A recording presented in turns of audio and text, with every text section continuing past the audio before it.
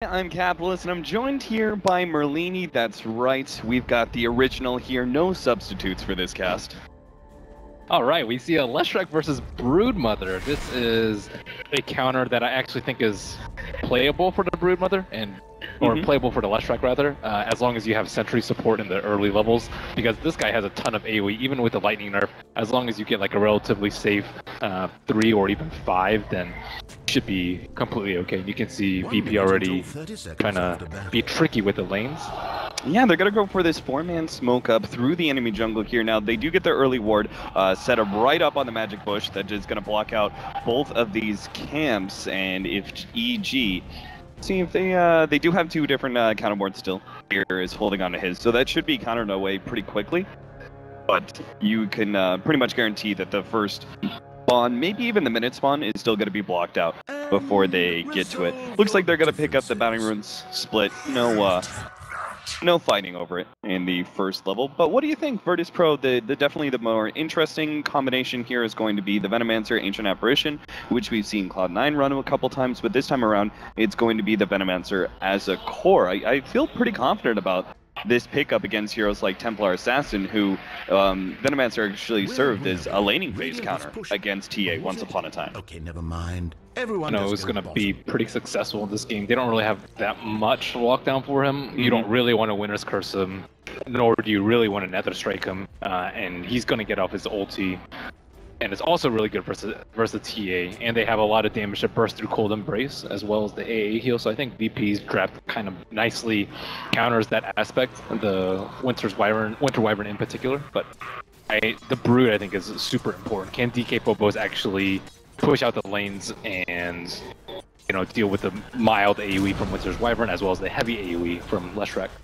Yeah, you said that, this is the Broodmother in a way is kind of countered. They've got the AoE at the Leshrac, and Splinter Blast I think is so favorable as a support. Like, if I'm playing the Winter Wyvern and I'm up against a Broodmother, once I get that level 7, I'm just a happy camper because I know I'm going to get so much farm.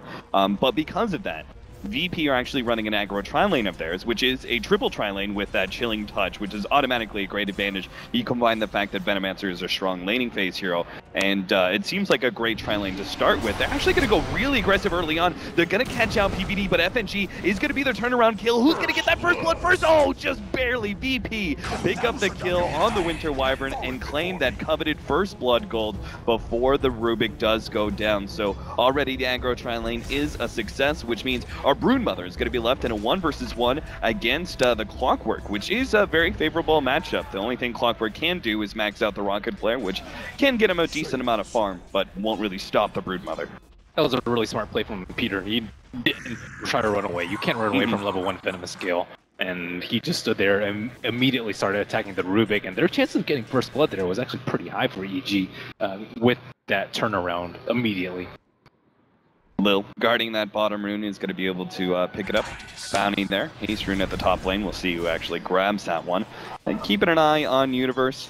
Looks like he's been trying to burn out, which is exactly the right play in the first level. Try and burn out the Broodmother's mana as much as possible via cogs, and see if you can force him to stop spamming out that Spiderlings. But of course, eventually we're going to see the Soul Ring, so there's only so much that cogs mana burning can really do for you. How do you feel about the SF versus TA matchup? I've heard a lot of mixed things about it. Yeah, I've heard that it used to be really favorable to the Templar Assassin at one point in time, just because your damage was so overwhelming. So in those first couple levels, the SF couldn't really get souls. And then we also have the stacking. Arteezy. Oh, they charge in. They're going to be able to bump back both these supports. They're going on to FNG, but Arteezy is going to go down first. FNG is their turnaround kill. Illidan is very far forward here, but it looks like with the backup of Lil, who actually pops his healing salve, they will be able to make sure that EG doesn't get a secondary kill out of that. But again, they trade away the Rubik for a kill, and this time around, it's on the core. The same thing coming out from Arteezy. As soon as he gets cold feet, he doesn't even try to move away from the cold feet. He just starts and tries to get a double stun off and then dump as much damage as he can with lightning. They do have the TP in for the Rubik, but they've already popped Illidan almost. He managed to get off this salve, which is perfect. That means they'll be able to get the kill on Fear at the very least and get a little damage on Arteezy in the process. But just the max out aggression there, well timed by EG, knowing that they had the numbers advantage with the Rubik still being gone. FNG moving forward, hoping to be able to get a telekinesis and pull back Arteezy to the Venomancer. Not the case. Middle lane, God is actually going to be chased down, and easy kill for Zamail. Managed to get the last right click onto the SF, and even had the Spirit Breaker charging in, but it wasn't necessary. They committed so many Observer wards to the Radiant side of the map. One on the Magic Bush, one kind of in the lane, one in mid, and completely blind to the top where Sumail was able to just sneak a haste rune. I think that's the only rune that SF dies to, maybe Invis if he's really out of position, but highly unlikely. Yeah, that would kind of require the, probably require the meld build, right? From Templar Assassin to actually go or for level an Invis 6, kill. but he wasn't level 6 at that point. But we have it now with the trap set up, and this is kind of a scary part for God now. He's already a little bit under level compared to the Templar Assassin, and the traps add obviously that kill potential that is normally needed for TA. And we don't have any stacks. This is going to be another downside of the aggro tri-lane, is there's no stacking for the SF to make a recovery quite quickly. Yeah, and on top of that, one of the downsides of having an aggro try is that your supports can't really roam around. It's super obvious when they go, because it's not like they can pull. So, okay, they're either ganking mid, or you'll see them in the bottom lane. So now they kind of have to bring FNG over, which means these two heroes on the bottom lane have to play super far back. Lil and Illidan are almost sitting at the T1 tower, even with vision of the support. But look at poor Universe. There's with only level 2 rocket flare, you can't actually kill any of these spiderlings in the beginning. So Universe is just taking a lot of harassment. DK Phobos is well ahead of him at level 6 now. This is obviously a large part because he's able to take control of the neutrals as well as farming out the lane. As long as he stays alive, though, he should be okay. The Brute can't really push a tower with the level 3 rocket flare, and I do like that build coming out from the clock. Yeah. Gotta switch it up. Yeah, kind of a necessity against that Broodmother. And, well, if he lands this next rocket, he'll actually get a decent amount of gold from some of these spiderlings that are a little bit injured up. Right now, they've left Illidan alone here in the bottom lane. He's only level 4, and they're rotating their 2 supports up to the top lane. Now, eventually, EG are going to get wind of this, and they're just going to try and go on the Venomancer, which almost feels like a free kill in a way. It's pretty obvious that he has a ward there. Normally, a Venomancer would place a Plague Ward to the left side, and he's playing on the right side of the creeps, and whenever Fear comes up, he scoots right into the fog so that he doesn't get charged, and they need to get a sentry for EG, and I think it's a somewhat obvious play. Yeah. They also need a sentry to remove the ward that is blocking out. Oh, middle lane. Zamail actually coming forward, but telekinesis, he will be stunned up here, and that's going to be an easy kill for God. Fear cancels his charge, knowing that there's nothing he can really do. Meanwhile, in the top lane, Universe is getting chased away by the Broodmother. DK Phobos, though, didn't have the mana to commit for another nuke.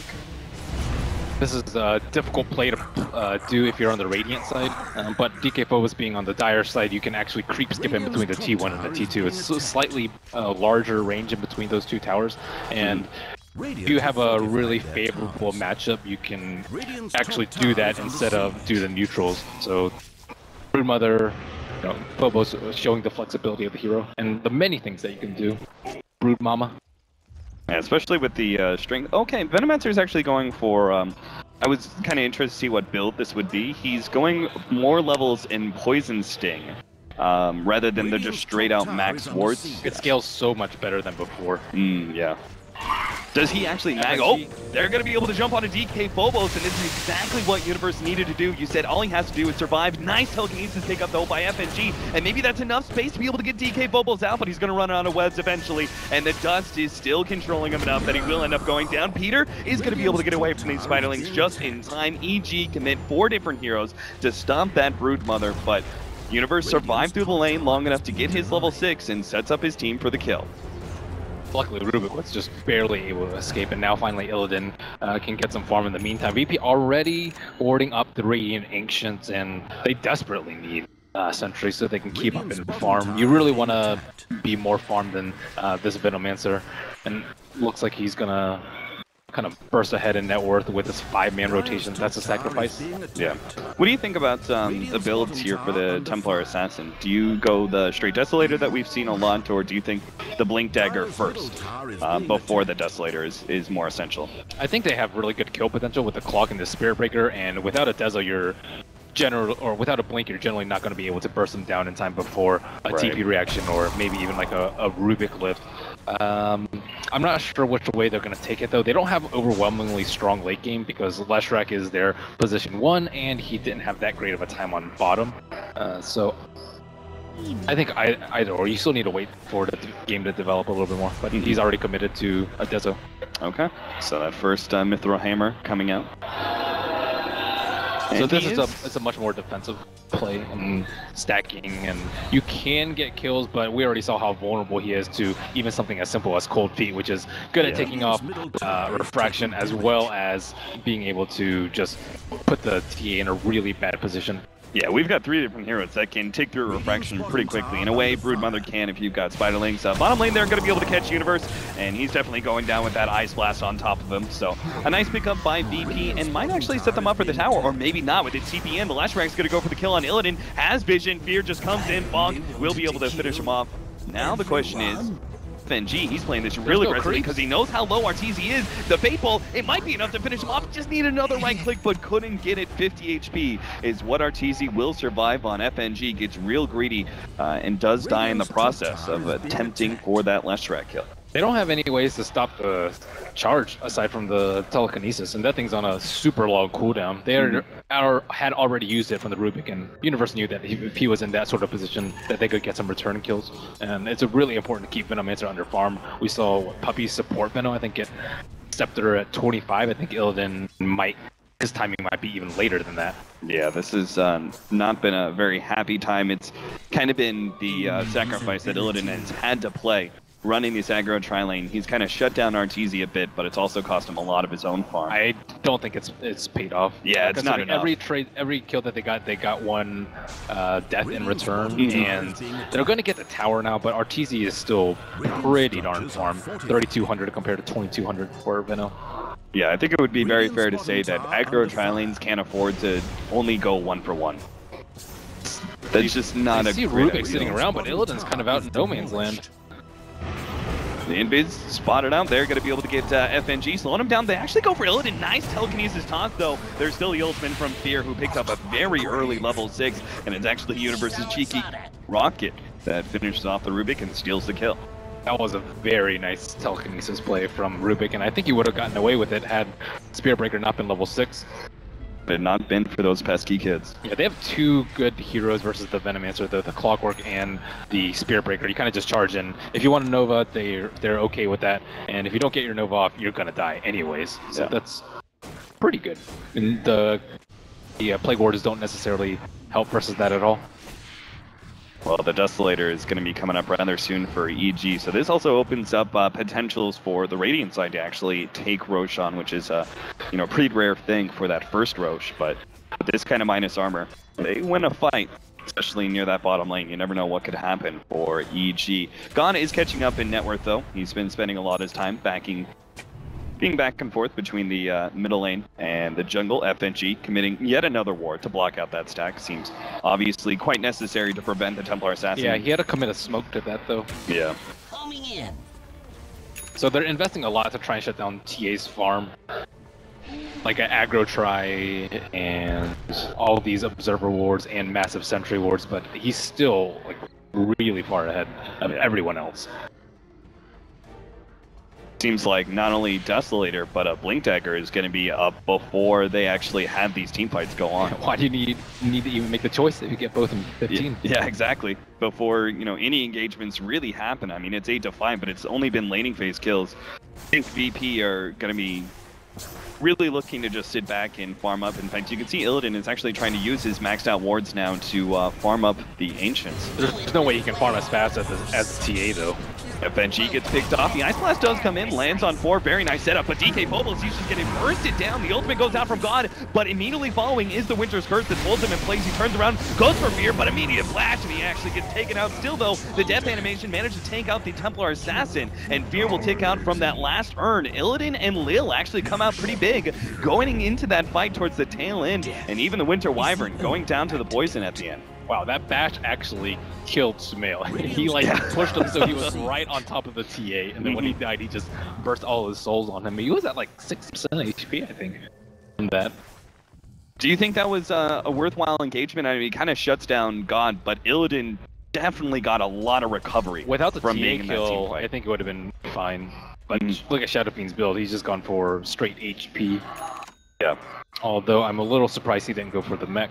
Yeah, why is that? Because if we see SFs not go for the mech, it's usually because they have an offlaner who's able to pick up the mech, but that's not the case I think because they don't really plan on trying to fight that much, just dodge fights with Venomancer and try and get AA ult, just burst kills here and there around the map, as well as have Broodmother kind of do Broodmother things. But I don't know, it's hard to not take fights when there's a Spear Breaker in the game. He just almost automatically commits one team or another to the fight. So that Rocket's going to spot out FNG. The hookshot actually, oh no, it doesn't quite miss. It actually hits Roshan, and now FNG, he's like, okay, you're inside the Roshan pit. I'll go ahead and telekinesis you into the side. I've got the double damage. With the help of my team, we'll take you out. Fear's going to come in and force this fight onto Rubik once again, and he still has the ultimate, but it may not even be necessary. Gets the bash, now he commits the ultimate to DK Phobos. Meanwhile, Illidan is keeping a lot of these heroes back, but he doesn't have his ultimate anymore, so that means EG actually able to push forward and take him out. Still though, DK Phobos is going to be able to sneak in from the side and go onto the Winter Wyvern with help of the nukes. They'll take him out, and Slim Shady, Samael, he's slowed down. Oh, nice dodge there with the Melds. He actually turns around, goes for Lil, but that's not going to be enough to get the kill. He goes down as well, and VP, we talked about the potential. Maybe EG could win a fight around the Roshan area and take Roshan for themselves, which is pretty rare to see on the Radiant side, but sure enough, it continues to stay on the dire side advantage. Wow, that whip hook shot it made the fight way too long. If they just kill the Rubik, they get a charge on someone else, and then he can kind of commit the nether strike to that, but they have vision inside of the pit with this charge. Arteezy can very easily go in. In fact, Lil, he's going to TP out, will be able to get out, and this is big because he can actually throw an Ice Blast in pretty soon. Arteezy immediately targeted out, just gets bursted. Now the Winter's Curse on the DK Phobos, but if they don't get lucky with bashes, they're not going to be able to get the kill. The turnaround. FNG throws a Winter's Curse of his own, and VP just win 2 fights in a row right in front of the Roshan pit, and this time around, 100% the Aegis is theirs. The problem for that entire fight was that the Observer Ward has been sitting here the entire time. It's been up for, what, 5 minutes now? And I actually saw Peter ping it out afterwards because they had a complete vision of Arteezy walking in because of the pre-channeled Requiem and all these other spells that just destroyed them when they went into the Roshan pit. Oh, okay, so talking about the mech, I didn't actually think of this, but the Venomancer is actually going to go for the mech, it seems. Seems like it's fine. He's kind of just there to tank up and get a little bit of damage off. And, you know, once you reach some point at Venomancer, you kind of have to relegate yourself to that role. It's like, okay, well, I'm not going to be able to get the Axe Veil in 20 minutes and get a Midas and get out of control. So they're just relying on the hero that had a better start to do the damage. And you're not really that worried because TA, as we saw last fight, just got completely kited and might die again right here. Samael, he's run out of refraction charges so quickly with all those Broodlings on top of him. And now they're going to be able to take a tier 2, it seems, as I highly doubt EG are going to be able to contest. The spam out of the lightning is nice, but I don't think it's going to be enough.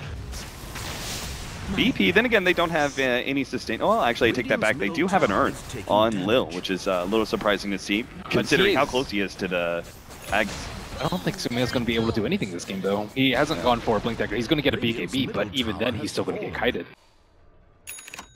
His refraction charges are going to pop immediately from, like, if not Veno or AA, then it's going to be Broodmother or Requiem, and I don't know. I don't really see them having that much damage. Leshrac had a decent start, but after that Roshan engagement has fallen behind even the relatively poor Venomancer.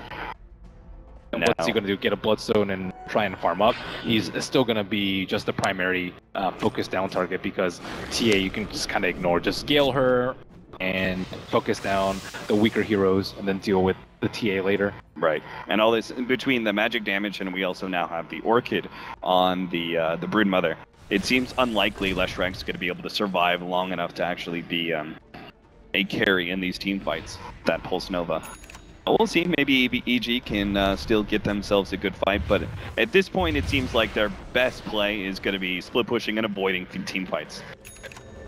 Yeah, I think the talked about the aggro trade not really being worth it, but I think their overall game plan was okay, let's keep Leshrac underfarm. Which is more useful, underfarm Leshrac or underfarm Venomancer? Yeah. And Venomancer has been played as a support, whereas Leshrac I guess kind of has, but it's just not Arteezy's playstyle, and he's not able to do the things that he can normally do because he doesn't have any items. Right. He can't split push out lanes. He can't go into even think about pulse noving down heroes, and at this point, he can't do the flash farming and get his ridiculous GPM that he usually does.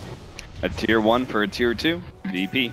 Happy with the exchanges so far, but they don't really have any more objectives to take. I highly doubt they're going to be pushing uphill in the next 5 minutes, so all that's really left is that tier 2 in the top lane. So for now, it's going to be pretty much the control game, trying to make sure they hold as much of the map as possible and farming efficiently. It actually seemed like that one missed hook shot into like that disastrous Roshan attempt and it's kind of swung the whole game around in favor of VP. And nice steal. That's going to be worth the damage that FNG took as long as he doesn't die, because now he's got the telekinesis into Split Earth. When you don't have an animation, it makes some of those spells rather easy to land. Wow. Ancient Apparition is actually number 4 on net worth. Yeah, it's pretty insane how farmed Lil is. It has picked up his ag. Oh, man. Look at PPD. Like, if TK Bulbous hits this nuke, Peter does. But hook shot in. He's actually going to bring Illidan inside of the cogs here, but unfortunately, the Blade Mail isn't going to be enough to ensure a kill. He used that Blade Mail way too late. He could have... Shadow Fiend would have actually had to sacrifice his Aegis if they wanted to kill him that quickly. And Peter actually died. I wasn't actually sure if Peter was going to take down from that one, but he did. Stun, nice play from FNG. Actually catches Fierce. He charges in from the side. EG, I think they've all but fallen apart entirely here, as it seems like they're going to be giving up a laner Rax before the 20-minute marker. God, he just keeps on pushing forward with the little time left on this Aegis. Double damage. FNG always surprisingly strong in his drafts. And first pick TA was very popular at the start of the patch because there weren't that many counters, but once people realized that Venomazer was good, as well as Darkseer kind of being a top tier offlaner, it hasn't been picked that often. Another Ice Blast right on through, and Sumail's going to be caught by that one. He's just going to be gone. Oh, nice Winter's Curse. Maybe this can actually be a good fight with a nuke. They'll be able to take out the Rubik, and God's going to go down as well with Bulbous locked inside the cogs. Finally, EG get themselves a good engagement. Illidan's just hoping to be able to get the kill on Arteezy, but he quickly gets overwhelmed. So yes, VP were in a great position, but they were pretty much ready to close out that game until that Winter's Curse plays down by PPD. And finally they catch a small break, but still suffering a lot of structural damage. And I mean, the A is just going to be such a big problem for them. Like, Ice Blast does so much damage, more than like both of the supports and Clockwork took line on the side of EG, and Fear wasn't really able to move around and do the damage that you want to do to like a Shadow Fiend or a Broodmother in the early mid because of all this pressure coming Arteezy's way. Right. They desperately need to pick up some Glimmer Capes in order to deal with this Ag's Ice Blast, but doesn't seem like that's going to happen anytime soon. I do like the Arteezy choice to back down from the Bloodstone and go for the Ul Scepter. It felt like you kind of needed that item to counter the Orchid as well as some of this damage over time. Yeah, they don't have that great of setup either because Clockwork hasn't been able to coordinate his hookshots with the team. There was the one at Roche, the one on bottom was merely a stall attempt because he knew he was going to die hooking in, and maybe they can go for some pickups with the Yules on the side lanes while they're pushing. Like for example, right now the Shadow Fiend is kind of isolated and alone, and if they get a charge on him, that's a big kill. That's a huge momentum swing for EG. Looks like they might actually go for it. Would be really good if they could get it. Arteezy trying to get close enough. The pings go out. God, it looks like he knows. The rest of VP are coming up, and EG, if they want to stay alive, they're going to have to back out. It's the right play, though, from EG. They're trying to stop the 5-man. They know they're severely underfarmed right now, and their best bet is to get pickoffs here and there, try to expand their map territory a little bit so they can farm, and it looks like VP is just playing way too smart. They're all grouped as 5 aside from the Broodmother, who doesn't really need to be with the team. We saw Sumail on top. He was trying to look for a double meld strike, and they're just not falling for any of these shenanigans. DK Phobos is going to have a BKB, so this actually gives a little bit more potential to the Broodmother in these uphill pushes. Can be a much bigger factor in team fights when you have that magic immunity. Otherwise, the Broodmother just kind of operates as this split push, single target pickoff hero. They almost, in fact they will. Glimmer Cape picked up by PPD. I'm really surprised he was able to pick up it was like 1,000 gold within the last 2.5-3 minutes. Rubik looks like he's setting up on Templar. Oh, they're going to go on to Illidan here. They managed to lock him inside with the Blade Mail pops. This should be the death of Illidan. Fierce actually going to go for more. Actually catches Lil in the background. Illidan's still alive, but he is going to be just bursted down as Sumail comes forward. They're going to go for that additional kill onto Lil. Fear has to sacrifice his life for that one, but still, the damage over time is actually rapidly taking through the refraction. And if Sumail's not careful, he's going to be stunned up by that cold feet. So 1 for 2 so far. And VP might even look for more. DK Phobos keeping his eyes on PPD. Anyone who's at like even close to half HP is just waiting to get shattered by the Ancient Apparition. It's so much damage, and Lil has been on point with him. Look at his score. He's beyond godlike. Yeah, he is. He's insane. He's now got a Ghost Scepter, so he can play a little bit more farther forward against his Templar Assassin, not have to worry about being bursted down immediately. There's one coming down right now, right down the mid lane. TZ. Looks like he's going to be caught by this one. And that's him back to base. 1 nuke, that's all it takes. Yeah, he ticks down to like almost half HP, and that's with a Glimmer. Okay, so he's going to Glimmer, Yules, everything he can to stop some of this damage so he can stay out and farm a bit more. The next Roshan is coming up in the next minute. That will be VP's time to push uphill if they can get the next Aegis. There's just too much damage on VP. Like, Veno ult and AA ult are two things that you can't really avoid, especially if the AA ult is in a good position.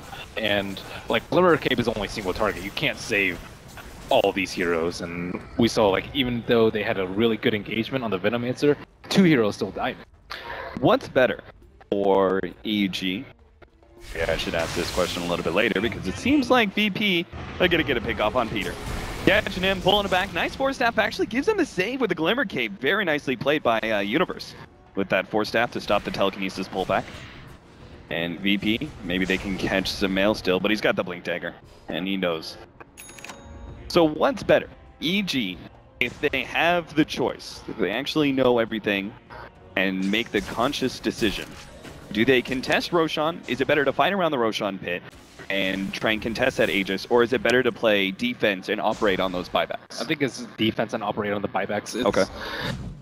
You're waiting for Brute to fall off, and he's having to go for a BKB build, and they have, like, you know, Glimmer and other spells to try and deal with his Orchid. So you wait for the Broodmother to fall off, and you're kind of fighting like 4.5 v5, and you want Leshrac to be able to get like a BKB at some point as well as TA. That's, you know, kind of a half measure versus the ultimates. But you have to get a BKB. Requiem plus Venom ult plus AA ult, it's like the whole screen, and you just can't dodge them in the team fight. So that means if you can't outplay it with positioning, you simply have to get BKB. But it's going to take maybe too long for them to get 3 of them. We see 1 on Templar Assassin. I think Spirit Breaker is going for 1, and Leshrac will probably eventually go for 1. Yeah. But that's going to be too long. I don't think they're going to get the time that they so desperately need. EG, they didn't really have much choice in the matter. They 4-man smoked up, but with the double damage on Shadow Fiend, they take out Roshan. Fast enough that EG didn't even have a chance to contest if they wanted to. So I think AA is like not that far away from the fight, so the Ice Blast will be pretty small. I think they need to kill Illidan probably very early. Oh, the hookshot actually going for Illidan as soon as possible, just as you suggested. The Winter's Curse actually getting laid down on the SF. Meanwhile, on the side, Fear's actually going to be gone on. Looks like he will be able to get out while the Rubik does die to Templar Assassin. God pop at the BKB. Ice Blast actually clips Sumail. But God is threatened enough without his BKB and at half HP. It doesn't look like they're going to fight anymore. So well played. They use that haste rune quite well on the side of EG. They don't have any ultimates up. Or they don't have Clockwork and Winter Wyvern, their main ultimate, so they might actually still go in. Yeah, with 2 heroes down, 1 TP back and 1 dead. Arteezy is going to be able to catch Illidan, and he just barely gets off his ultimate, but what's the point? If there's no follow-up, the rest of VP, DK Phobos actually has to dodge Fear's charge in through. He actually managed to get off the Orchid in time to stop that ultimate, but that's going to be a BKB charge down at the very least, and that's kind of the opening. I really like the way that EG forced that fight in the beginning. You know, just as you say, they kind of need to go on Illidan first. That's exactly what Universe does, but it was also the fragmented nature of that fight that didn't allow VP to get, you know, those really good ultimates. They just really abused the fact that they had these kind of hit-and-run heroes between the Clockwork and the Templar Assassin with the haste rune. Yeah, it was merely a distraction so that Templar Assassin could pick off the Rubik. Generally, Rubik's like right next to the Clockwork initiation target. Oh. Oh god, is he gonna get pushed back over the cliff? The Cogs actually push him down, oh no, but now he's next to Samael, and that's still perfect for EG. They take away that one. The stun onto DK Phobos, he doesn't have a BKB, so he should be going down here, but they don't have any counter vision. Now the ultimate goes off from God, he's gonna be able to take down Fear, and the rest of EG actually back out from that engagement. They won it in a way, as they're able to get that free kill on the Spirit Breaker and take away the Aegis. Yeah, we can see how they can win team fights as long as they're not all together. They killed Illidan, forced them to use Nova when none of VP's heroes were around. They weren't all ready for that Clockwork hookshot, and Rubik died as a result of the fight. So they're trying to play like very tight positioning, but EG are finding the weaknesses, and likely they'll need another Aegis to even think about pushing another high ground. Yeah, this doubles up the game for probably another 10 minutes. Perfect for EG. Of course, there's still plenty of growth on the side of VP. We still need that Aghanim Scepter on the Venomancer. SF has a lot he can scale into as well. And the one big problem, as you said before, is going to be the Broodmother, who is going to taper off over time. I think it might have been better for AA to not have been in that last push, though. And I don't think the AA will really hit anyone that fight, but it's just so hard when you're, you know, one screen away. You need to be like all the way across the other side of the map, but at the same time, that kind of leaves him vulnerable to like a Clockwork and maybe like a Spirit Breaker engagement, because he went items that defended him against TA, which is the Ghost Scepter, and now he's going a Force Sap, so he can kind of get out of the Clockwork too. So I can understand why they didn't do that, because they don't want the AA to be picked off and have no Ice Blast instead of a small chance of the Ice Blast hitting, and they also didn't expect EG to actually fight outside of their base.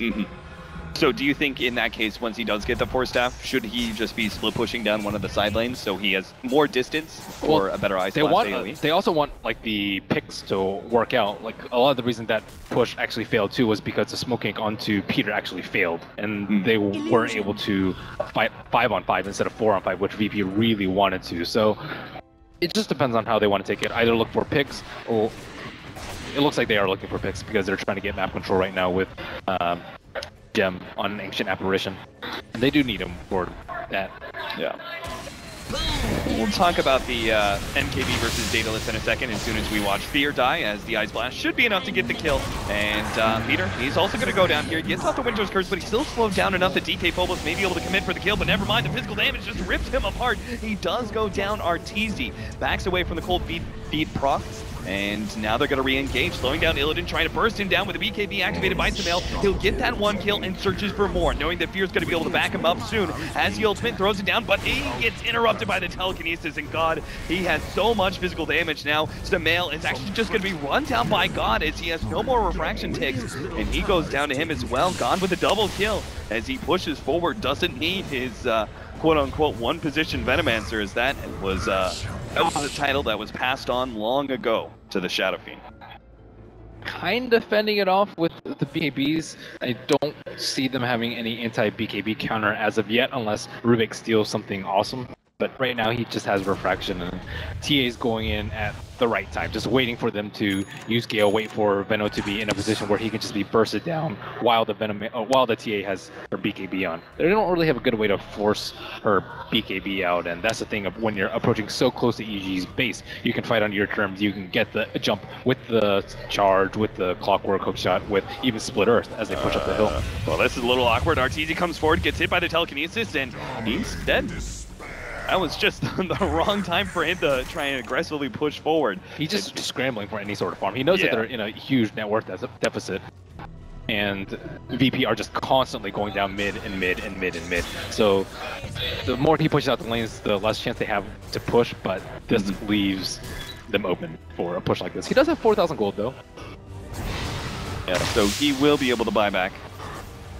And he's got a lot of levels, which is the important thing about a Leshrac. Even if he is a bit underfarmed, in the right positioning, with the right setup from EG, he can do a lot. As Universe is going to jump on a God, and they will be able to take him out with the Winter's Curse. Samael is going to be stunned up. FNG not going to be able to survive through that one. Illidan gets off a great ultimate with the Ice Blast over the top. They may still be able to get a couple of pickoffs with DK Phobos alive. DK Phobos actually gets pushed back by the Cogs there. Universe, unfortunately, not catching that Broodmother like he wanted to, it seems. But Samael? Once again, EG, oh wow, that was PPD. He ended up going down. Samael. He almost shattered. He had Venom ult and AA ult on him. Oh wow, yeah. What is it at? Like, that's 200 HP, and the Ice Blast is, what, 11% at level 2. I think if it was level 3, the 12%, that probably would have been enough. Alright, so I kind of want to talk about this one. I'm waiting for the... They're getting impatient. They know that they have a Brood, which doesn't scale that well, so they want to push with his BKB so that he doesn't get wrecked later. But the last fight, I think he BKB'd onto the Winter Wyvern, or the fight before, rather, and then he got 3-shot by the TA as he was inside their base, and TA will just destroy Broodmother in a man fight, and they don't want to get to that point where it's BKB ward, but it already has because they've taken the risk already, and they wanted to wait for the Roche, but EGs have had like fantastic engagements too. That jump on the Shadow Fiend was very, very well executed. Okay, so this item build for Sumail. It seems pretty obvious that he's going to go the MKB. He obviously needs hold on the buyback though. Do you actually like the MKB? Because there is the butterfly, that's obviously why he would go for it here. And incapacitating bite. Oh, that's also true. I forgot about that one. I was also thinking, but the Daedalus would have a lot of value in a way. Oh no, Sumail! Oh, what a terrible time to blink forward to farm as he runs into the 4-man smoke of VP. But going back to it, I just thought that the critical could actually be a potential build as well, because not going for the SF, but bursting down certain heroes like the Venomancer would actually be very important. It's most likely going to be a prolonged fight though, because they have 4 staff on AA, they have 2 Ghost Scepters, and they have BKBs. So it's very unlikely that he's going to be able to like one-shot someone. Yeah. Especially on land. You can just pop Ghost Scepter immediately. Right. So, you know, they have a lot of counterplay to that, and they want to be able to kite his BKB. And if he's most likely going to be man fighting someone like the Brood or the SF during the BKB, and you want to win that one. If you have to back off during your BKB, you already lost the fight as TA. Yeah. So once he does have that MKB, you're going to see him try and challenge God as much as possible. They need another initiation like last time, but notice everyone's split apart from the Shadow Fiend. If he Winter's Curses them, no one's going to be attacking him. And that's why Universe is going to jump on Illidan, see if they can take him out. They actually pop the Winter's Curse, but it looks like he's still going to be able to get off the ultimate. Sumail comes forward and tries to finish him off, but the ultimate is still there, and that's going to be problematic, especially with Sumail running out of refraction charges. They do have the Cold Embrace, but eventually he will go down as that heal was not available with the Ice Blast over the top thanks to the Ancient Apparition. VP handily win the fight, and now they have so much downtime. 80 seconds on the clock with the Templar Assassin that VP could very easily make this 2 lanes of racks. In fact, if it wasn't for the fact that tier 2 tower was up in the top lane, it would almost say that EG would have to GG out, but looks like they're going to GG out anyway. Game number 1 goes to VP. Very well played by VP. I think they have the confidence that most teams don't to just constantly push high ground. Okay, we lost the fight. We know what we did wrong. Like we didn't get AA ulti off, or we clumped around the SF, or we popped our BKBs too late. Whatever it was, they immediately changed their mistake and had a successful or more successful push.